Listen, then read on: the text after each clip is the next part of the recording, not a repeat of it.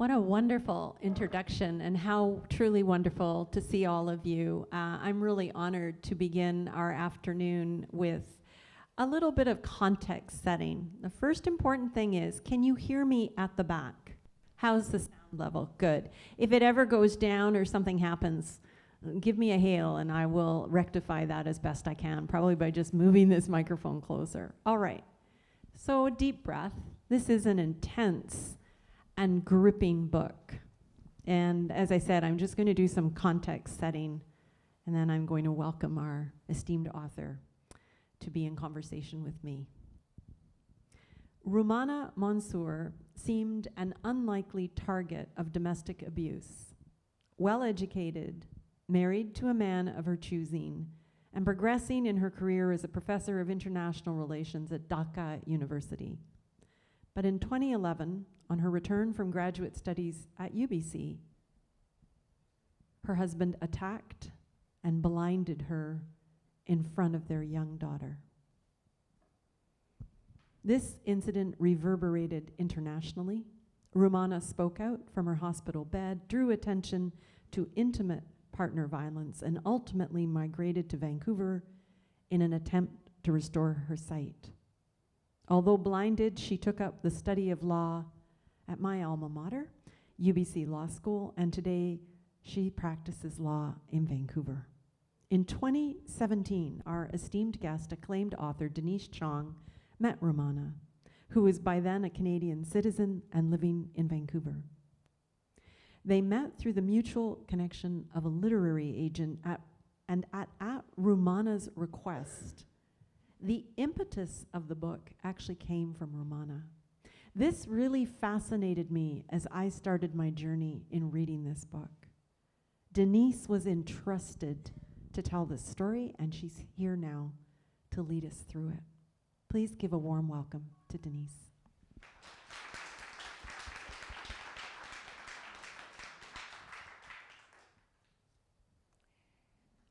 When Renée talked about how the story broke, it first broke in the media in Bangladesh.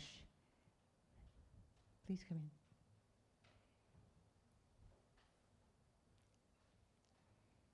in. It broke in the media in Bangladesh 8 days after the attack had happened. So there was a cone of silence over it. How was that silence finally broken? When the argument that this was not a matter for the police, that it was a private matter between two families, gave way to the indignation that domestic violence could claim even a professor from Dhaka University, the most esteemed institution in the country. On the 8th day, that's when Rumana agreed to speak from her hospital bed. These are the first images that appeared in the public, and these are the first images that you would have seen on the news when it broke around the world, including in Canada. The first picture is Rumana with the journalists around her bedside. The second picture, 8 days on from the attack, a close-up of the injuries to her face. She's not just blinded, her nose was gnawed off. There are injuries that you can't see on her arms. The third picture, her young daughter visiting her mother at her hospital bedside. So I'm now going to read to you from the opening lines of the prologue, except that you're going to hear me reading from the audiobook that I recorded. And so that you can experience how absent sight, the most acute hearing, the most acute sense becomes hearing, I'm going to invite you to close your eyes at least for the opening lines.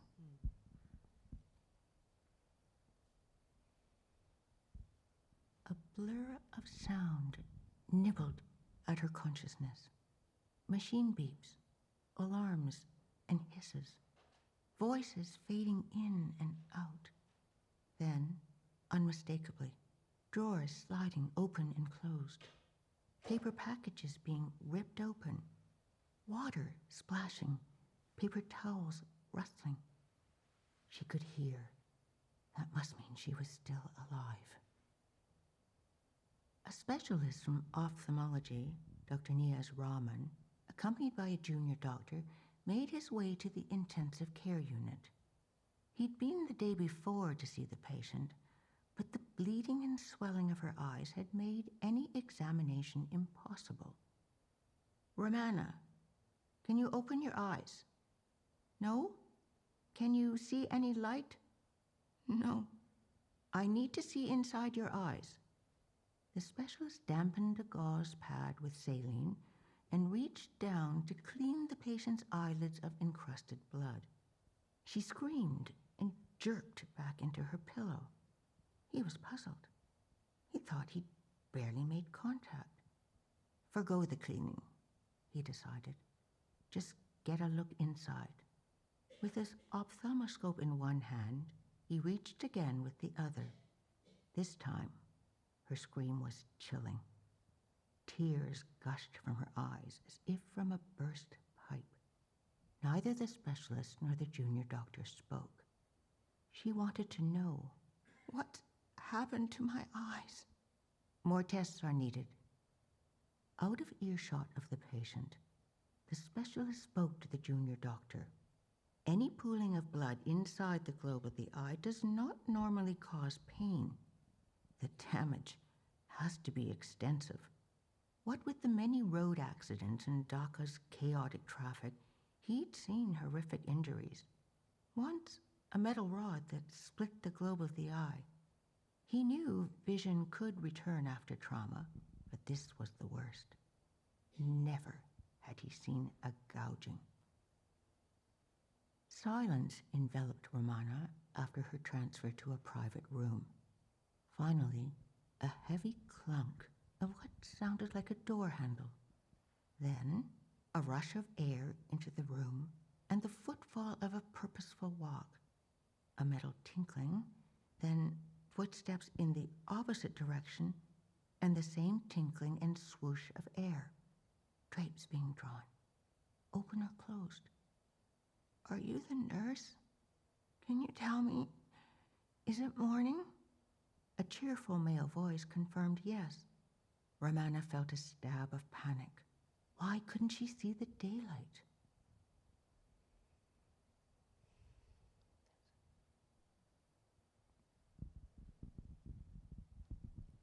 Yeah, right? I tried to keep my eyes closed the whole time, and it was really hard. So we're just going to breathe. That is so powerful. And the linkage between what's absent sight and the acuteness of hearing.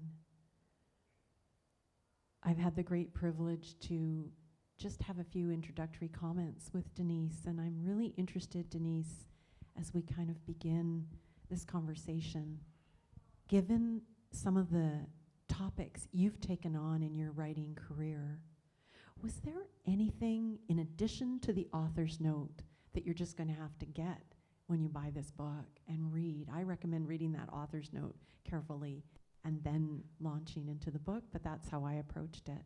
Was there anything about this story, in addition to that, what you've shared, that really drew you based on what you've been writing? Well, every time I take on a new book, because I know it's going to involve a fair bit of agony, late hours, into the night,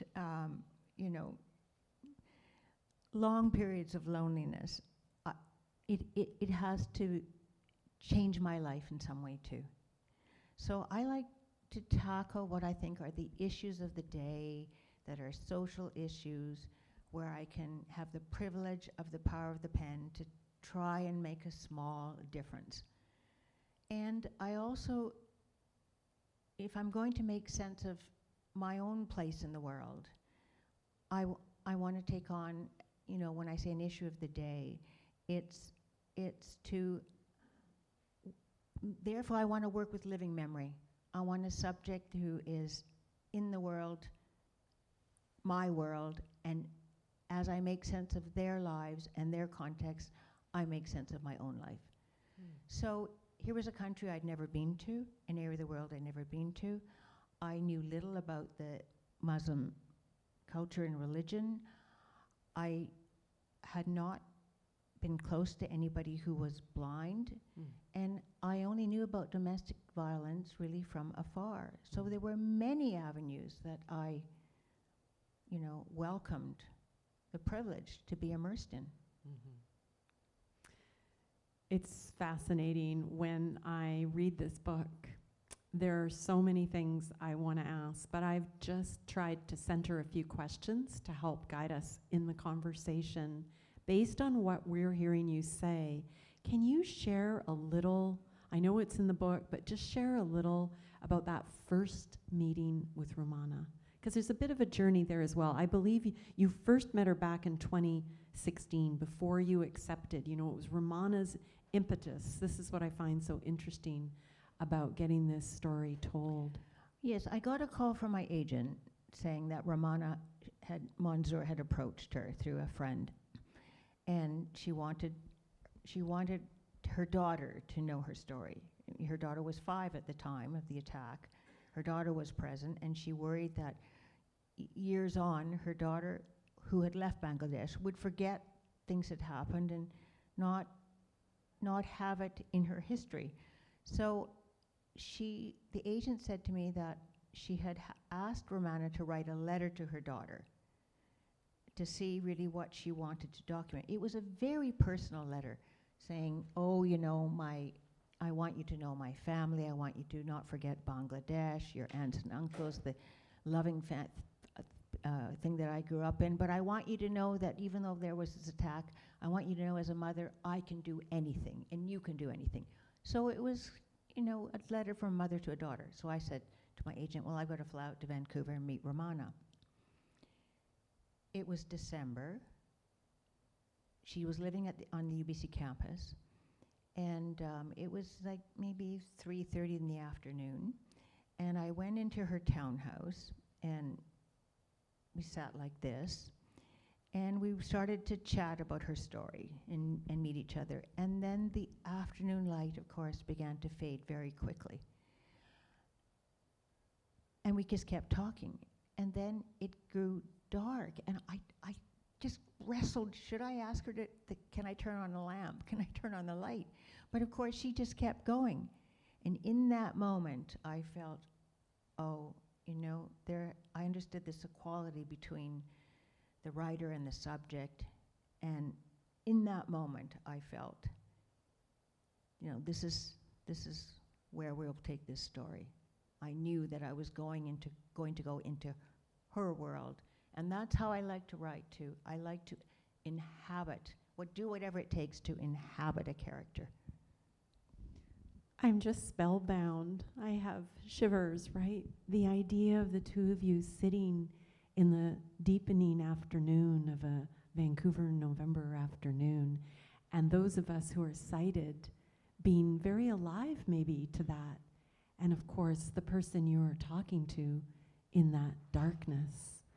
So this idea of you being drawn into this story that you've just so ably done, and I see friends arriving and I'm so glad. And I just want to say, Denise, I don't know what it's like in Ottawa, but in Vancouver we all arrive late. So I hope I'm not going to chastise dear fabulous friends that I recognize. I'm so glad you're here. I'm not going to chastise the latecomers. I hope you're okay as folks, maybe taking transit coming in. So we're just gonna keep going, but it is a super Vancouver thing. You said something that really, really interests me as a writer.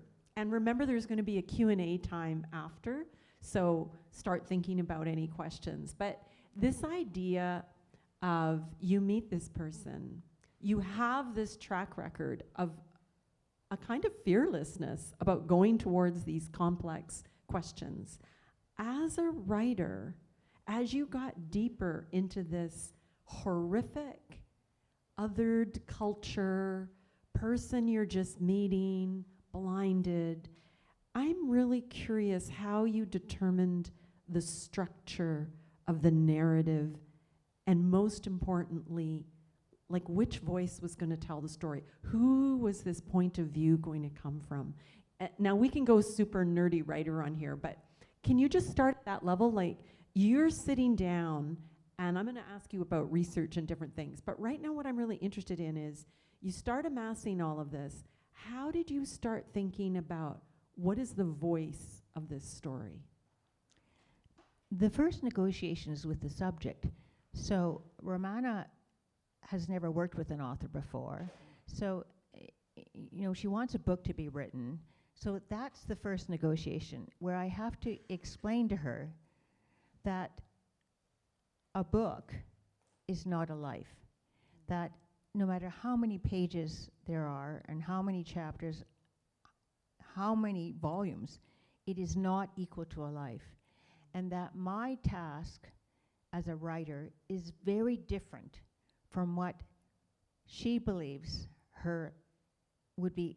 It's her life, but my task as a writer is my own. So I have to establish that respect right off, and she understood that. And I explained that it's my prerogative really as the writer, because I will do the research and I will structure the story. Now, a victim of domestic violence is immersed in a trauma. So once the abuse starts, and it escalates, because it starts with control and it keeps escalating in violence until finally it comes to a possible deadly point. The victim is feeling confused, exhausted. There's an unreality about it. So when Rumana is, and I'm questioning her and she's giving me these events, there's no chronology to it. And she can't even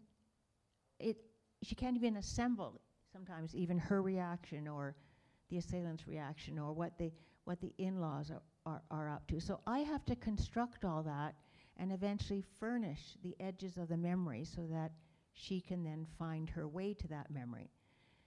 Now, when I say that there's no chronology to it, when people recount their lives, there's also no chronology to it anyways. When people recount their lives, you think in terms of stories. And the chronology really is just a writer's tool. So the lens that you mentioned, by necessity it was Rumana's, because that's the one I had the most access to. She's at the center of it. But she can't see it from all sides. She's inside. And she literally can't see. She's inside the walls of that marriage. So then I have to start collecting the pieces outside. And that's where my interest takes me, because I'm interested in how abusers and victims come out of the social fabric. How do they emerge? And she's the most unsuspecting victim. She could never have imagined.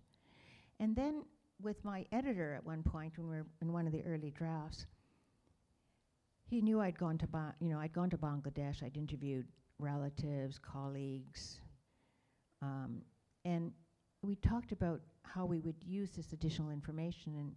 And he gave me a metaphor that I found quite useful. He said, "You're going to kind of play a cat and mouse game, so that these are the people outside, and you're going to start planting it for how they either are willfully blind to what's happening or don't understand what's happening, or Rumana keeps her silence." So I'm beginning to round all that out. So it's from the lens of Rumana, but certainly she learned things from reading the book. I just find that fascinating. One of the things I've observed in my reading of the book, and I think each of you as readers will form your own opinion, is how you, the writer, take us on this bird's eye view. So the classic third-person narrative, there's a sense of distance, so that it's from Rumana's gaze primarily. But as you say, you start weaving in signs of the impending situation that's going to unfold. And one of the things I'm reminded of is Hitchcock, where we, the reader, because of Denise's research and skill in assemblage of all of these occurrences that are building, we start to see things that Rumana, I mean, she's cited at the time, she's, for a complex set of reasons that the book will get into, culture, her own innocence, right? She's she's an educated, upper middle class person who's brilliant, has a brilliant career. She's very focused on her studies. She's not seeing certain things, and we start to see them. And then we are with her when things start to happen.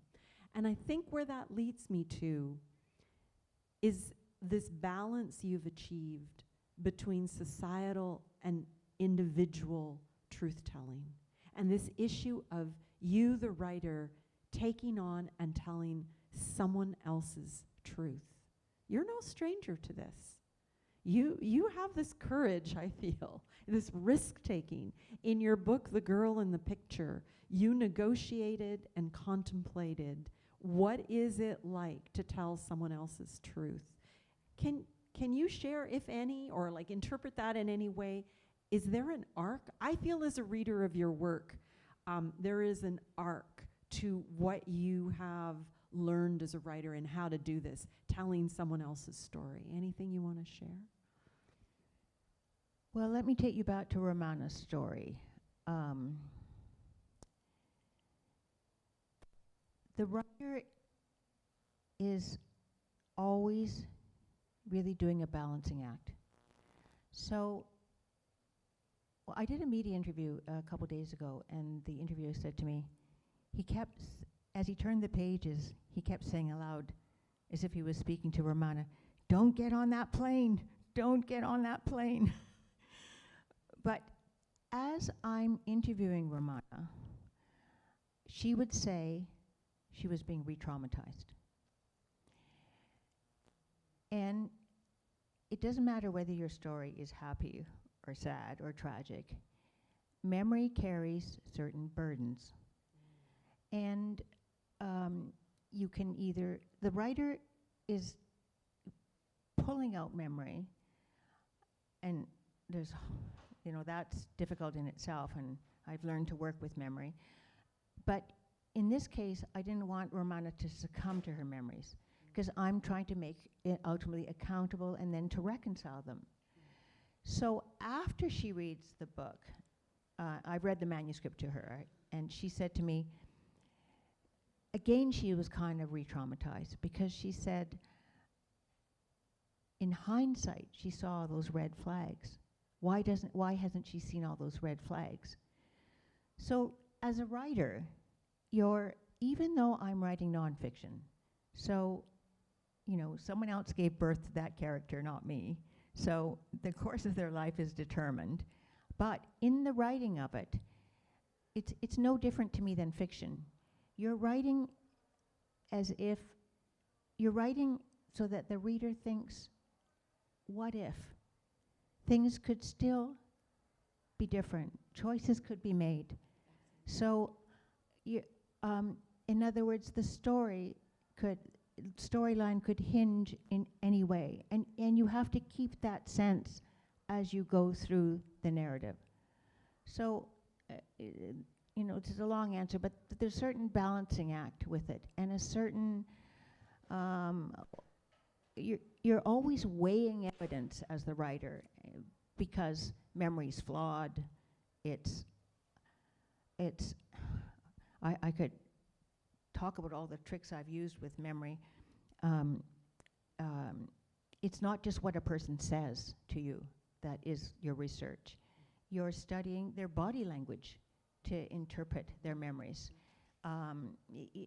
You're gathering your research in so many ways.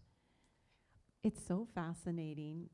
Do you think, as a sighted person, I really want to just spend a moment, and then I have other questions that dovetail from this, but as a sighted person, embarking on this initiative with someone who was blinded by their own partner, did you find yourself even more acutely observing Rumana in that way? To inhabit the character in this instance meant I had to practice being without sight. So I would often close my eyes, or when it was night, and I would try negotiating the stairs and my desktop and so on. And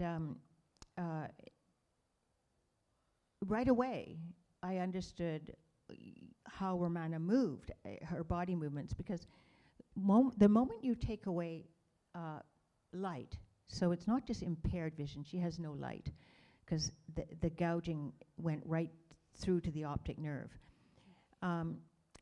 When you walk, your balance requires vision, so you're walking as if you're on a listing ship on a high tide. So, and then the other thing I tried, well, I'm doing all kinds of research, of course, about the structure of the eye and what vision loss means, and how your brain compensates, rewires.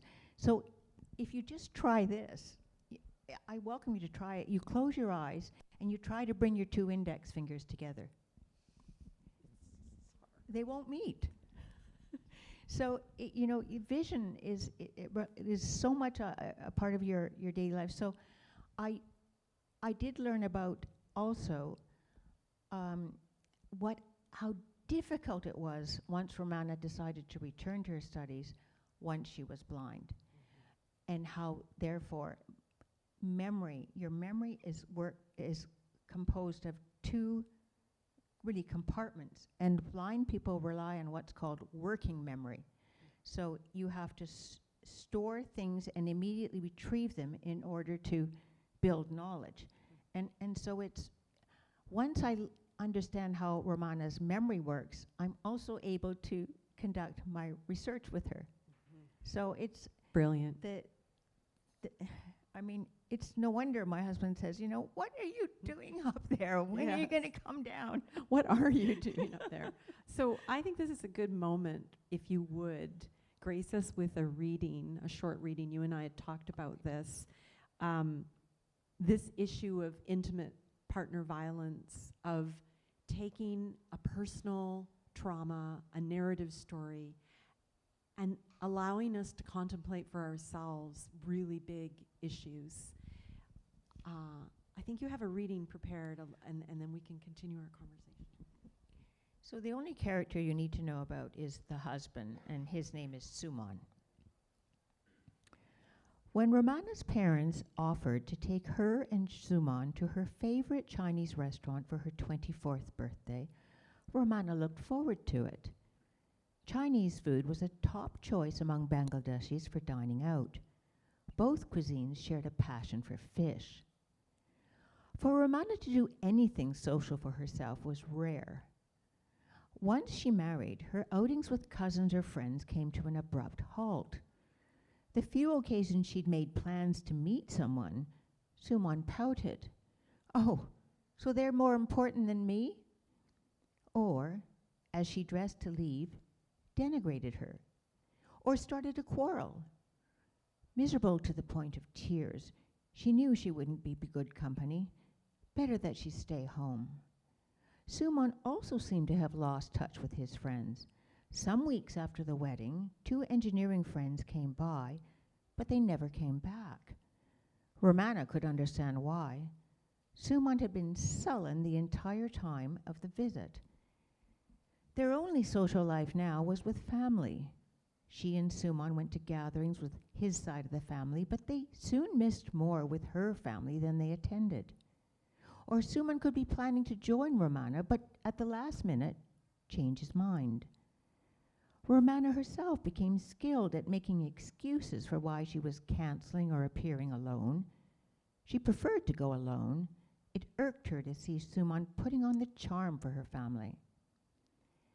A couple hours before Rumana's father and mother were to pick them up, Suman, as Rumana would have predicted, started mumbling about not wanting them to go out. Tired of making excuses for why they couldn't attend, she began to protest, saying she was keen to go. What came next, she didn't see coming. She crumpled to the floor. Suman's vicious kick had landed on the left side of her back. Rumana moaned and struggled to catch her breath. She started to cry. This was pain she could not ignore. "Don't be such a drama queen. Suman turned his back on her and walked out of the bedroom, slamming the door behind him. Eventually, the pain subsided enough that Rumana felt she could get off the cold floor. But weighed down by self-pity, she stayed where she had fallen. At the sound of the bedroom door opening, she renewed her crying, louder now. Suman stood over her. "Stop pretending, get up." He held out the portable phone. "Call your mother, cancel the dinner." Rumana rolled onto all fours and with enormous effort pushed herself up. She told her mother that she had a major assignment that she hadn't finished and therefore she couldn't make dinner. An hour or so later, Suman came back to the bedroom with painkillers and told her to take 2 pills every 4 hours. That he had gone to the trouble of going to the pharmacy told Rumana that what he had done to her scared him. For the next 3 days, Rumana stayed home. She thought the kick had bruised her left kidney. Neither Suman's mother nor brother inquired why she walked about the apartment with a limp, favoring her left side. On the 4th day, she felt well enough to resume classes. On her return, Suman grilled her. "Did you go to the doctor?" She shook her head. "I'll find out if you do go."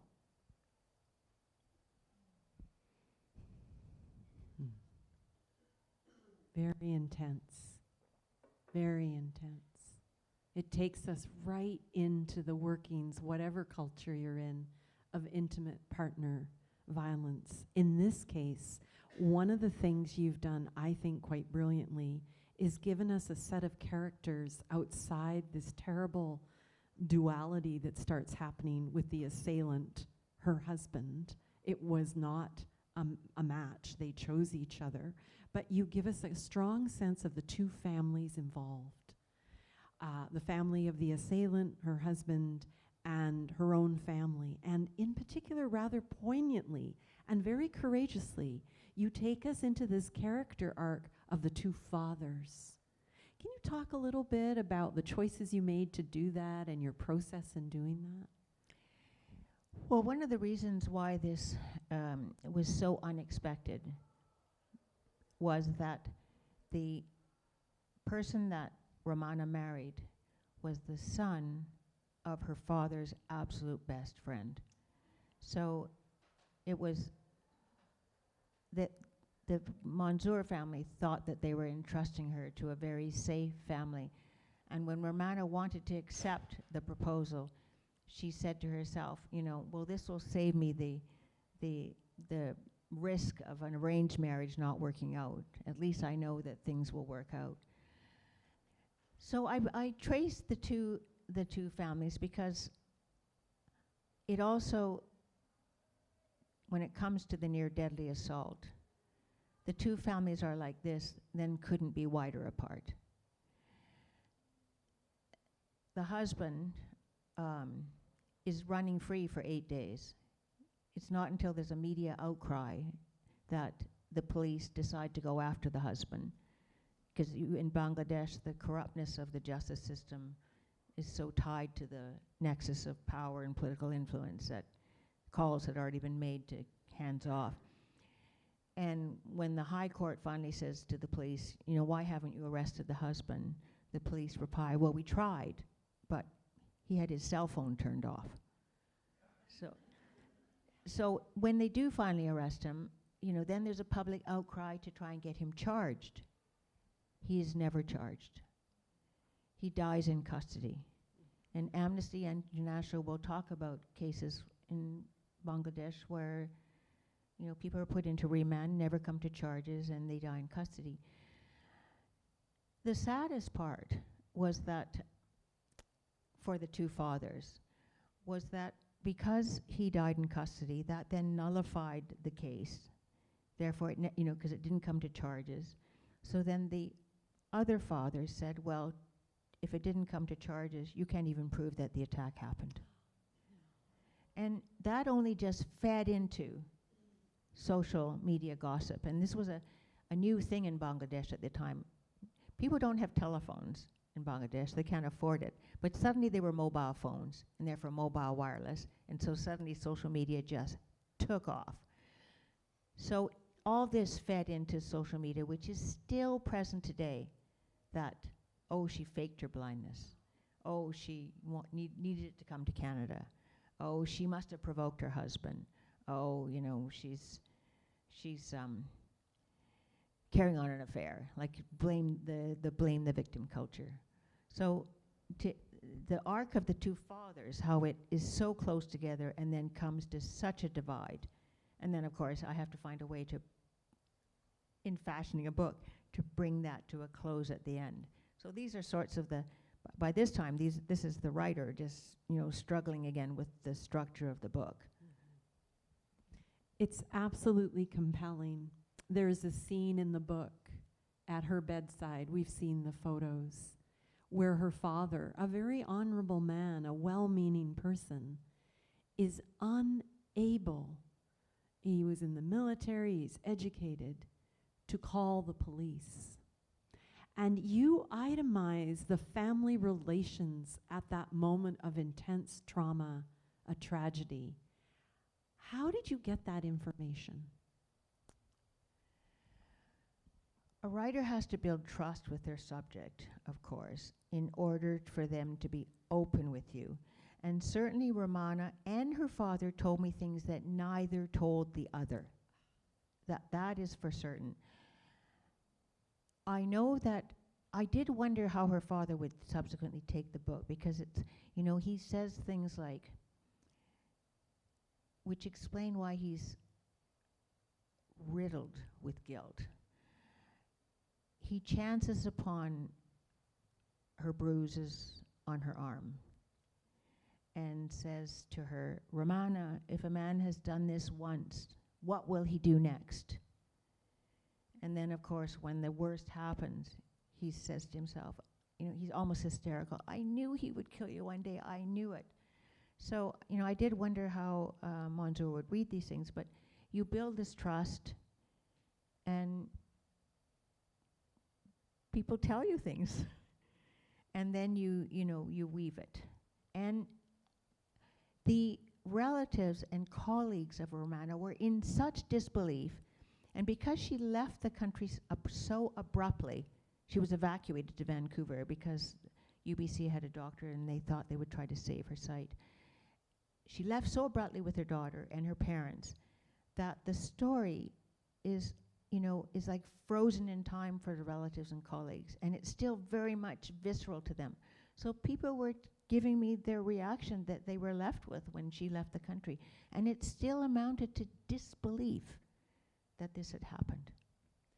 There can be no disbelief in the absolutely thorough way you have analyzed what happened to her. We want to leave some time for you to buy the book, to say a few words to the author, and I have my own books here we can chat about, but I wanted to, before we open it up for audience questions, which we have time for, I wanted to end on this idea of hope. Like this unbelievable tragedy that you have beautifully documented. This is a documentary book that's very moving. It does end with hope. Were you conscious of that in looking at the arc of Rumana's life? Were you conscious of that when you were assembling and interviewing her? And I mean, you met with her recently this week. So can you share a bit about hope and her life? When I meet her, she's in her last months of law school. She's about to graduate. The university has already told her, Rumana, you're going to speak at the convocation. So already she has conquered living in darkness, which required, to navigate the minutiae of daily life. I mean, even things like were so frustrating to her. How do you put toothpaste on your toothbrush? And it just overwhelmed her until she would figure out, oh, you put toothpaste in your mouth. Then you put the toothbrush in. So every little detail of daily life required her to sort these things out. All right, so she decides to go into law. In 2 months, she gets readers to read her the LSAT, and she studies for it. Then she gets through law school, and she, people read her textbooks.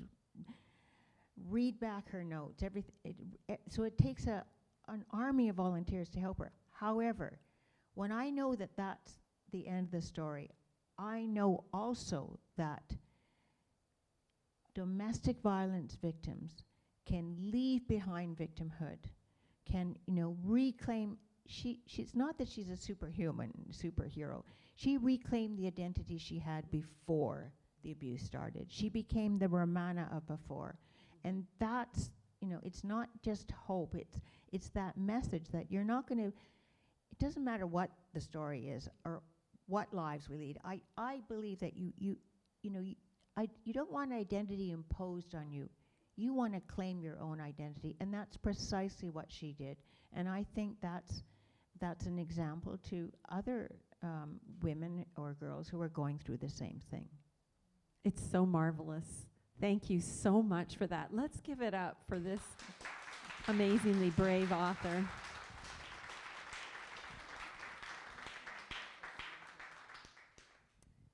So take a moment to process.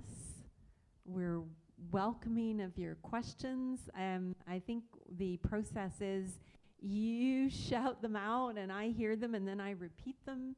You don't have to shout. You can even, if you're able, you can come a little closer if you don't want to raise your voice. I'm not really a shouty type of person.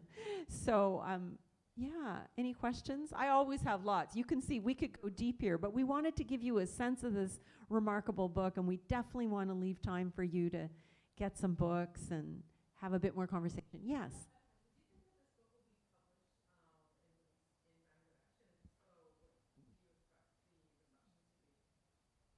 I'm going to relay the question so everyone can hear it. It's fabulous. Do you expect this book to be published in Bangladesh, and what might be the response? It's a great question.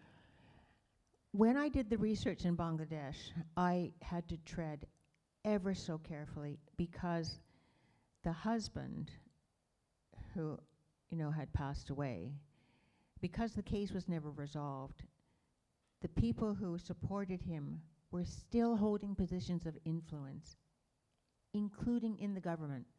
So I had to be extremely careful who I spoke to. And so I was warned that there could still be a backlash, and maybe even still a risk to Rumana and her daughter, who have never returned, although want to return one day to Bangladesh. I mean, they don't want to be exiled from there. But the day that the book came out this week, a newspaper, and newspapers also take sides in Bangladesh. There are 300 dailies in Dhaka alone, and they take sides. And one of them that's a little more progressive and left-leaning immediately published a large story this week that this book is out. And people are saying, oh, well, can we read it? Because you just say the name Rumana Monzur, and everybody knows the name and has an opinion. There's a very limited English language readership. So that's the question. And would somebody translate it into Bangla? That I would hope so. But I have also heard from I heard last week from the Punjabi community in Canada that said, this is we all know this name Rumana Monzur. It was a big story in India. And he started to tell me about copycat crimes of Rumana Monzur. And he said, this is just as important book in other countries, but yeah, you'd like to see it because global intimate partner violence is a global issue. And Canada has, can't boast that it does any better. It's very powerful. It's a great question. I hope there will be a translator through the different processes that happens. Any other questions? Yes. And then I see this one, but please go ahead.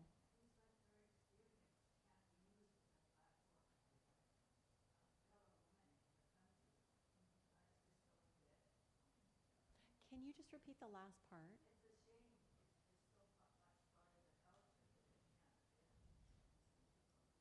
It's very interesting comment question. I'm going to relay it, and then maybe we'll have a little conversation. We've talked about it. So it's the speaker very thoughtfully, and then I see the other question has said, it's a shame that this story can't be shared because it seems, quote unquote, embedded in the culture. How would you respond to that? Generally, intimate partner violence doesn't stem out of any one culture, any one country, any one religion. It's across all cultures, all religions. And so, you know, I think it's a bigger question, what is the root of this? And, you know, I do have my thoughts about that. I like the reader to come to themselves as to what is the root cause of our complacency about accepting intimate partner violence. But with respect to it is a very serious problem across Southeast Asia. The most severe forms and cruel forms and brutal forms, the acid throwing, the murders, it's the most severe forms are there, but it's not particular to that country. Now, because Rumana didn't get justice, and people said it was the biggest story of the year, in Bangladesh.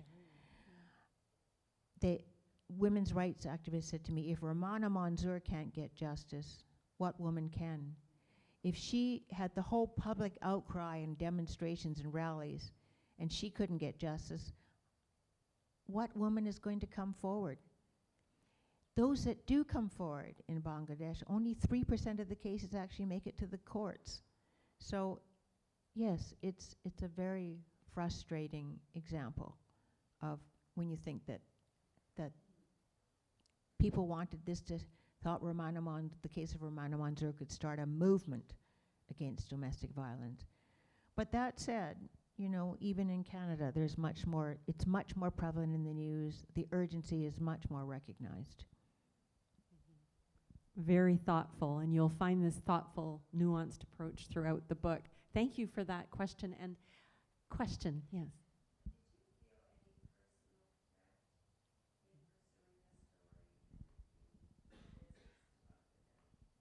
I'm just going to repeat the question. It's a powerful one. I've thought of that. Did you feel any personal threat as you pursued this story and as you did your research? If I got that right. I was very careful in preparing my research in who the term would be a fixer in journalism, but I hired students who would translate when I couldn't translate from. I went to a professor to find the right students who I would know, could be counted on to do the translation. I talked to journalists first who covered the case, who could warn me off here or there because of persons still in power, or you have to worry constantly about how people are connected to whom, because that's how society functions. In a society that's kind of still plagued with corruption and where knowledge is at a premium, connections are everything. So I didn't just go into it, naively. So I did that. The family of the husband, I made every effort to reach them. I'd gone through intermediaries. I had their address, and my plan had been to simply show up at their door. And sadly, when I was there in Dhaka, the father was extremely ill, and he died the day before I actually left the country. I subsequently did speak to the family, but only once, and it was a very acrimonious call. I've told them the book's coming out, and the mother has said to me, through an intermediary, that she would like to speak to me, but as of yet, it's been silence. So is there worry sometimes still that the family could, there still are some vicious things on social media about Rumana, and it's coming from relatives who are in North America. And so that is, that's the perniciousness of the internet and social media. Could that translate into a real threat? I don't think for me, but I think Rumana does worry a bit about that. Thank you for the thoroughness of your response and these wonderful questions. Are there any other questions before we wrap and so that you have a chance? Yes.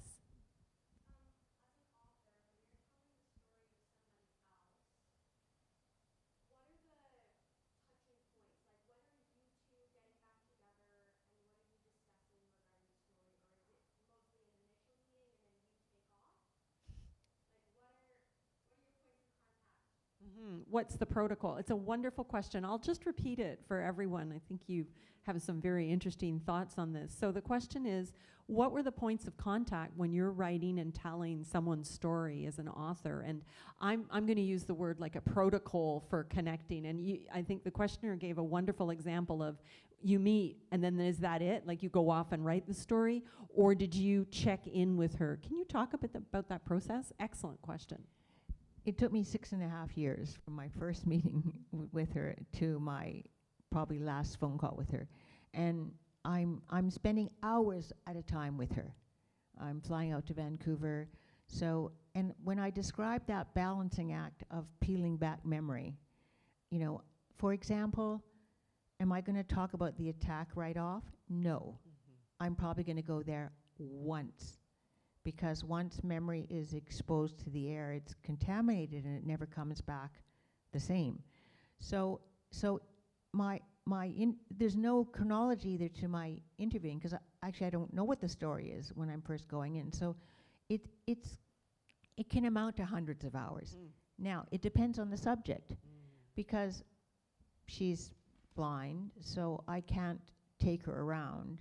But for example, in a different subject, my first book, I'm interviewing my mother.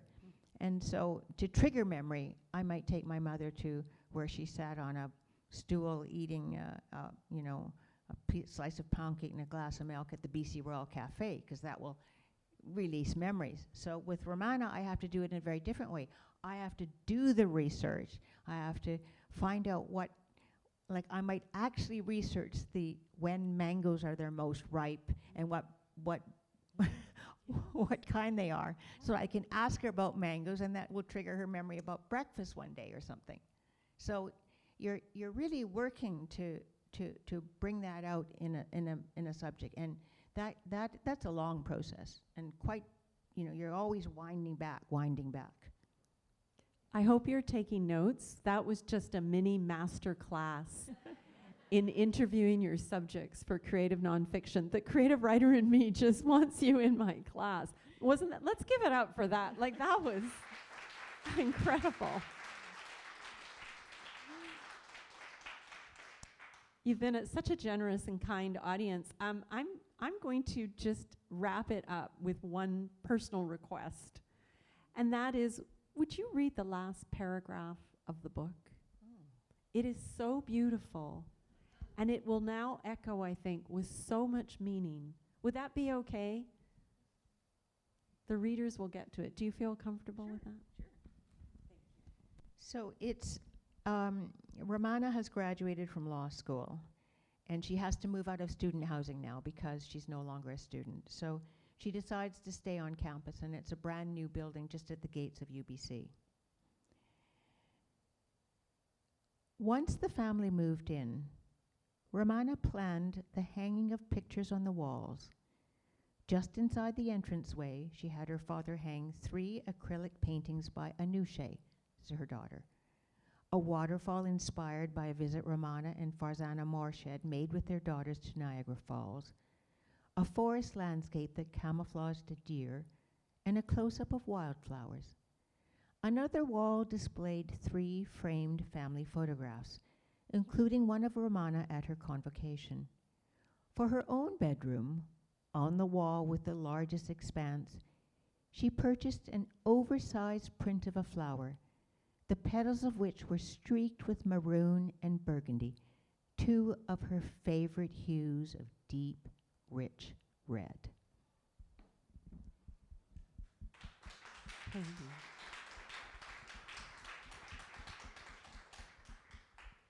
My friends, I'm going to invite you now to come and buy some books. Thank you, Massey Books, local, 100% Indigenous owned, for being here, for selling books. Come up and chat. I think we'll do some book signings, and you might have some overflow questions. It's been a real privilege to be able to be in conversation with this remarkable author. Thank you. Thanks to the library.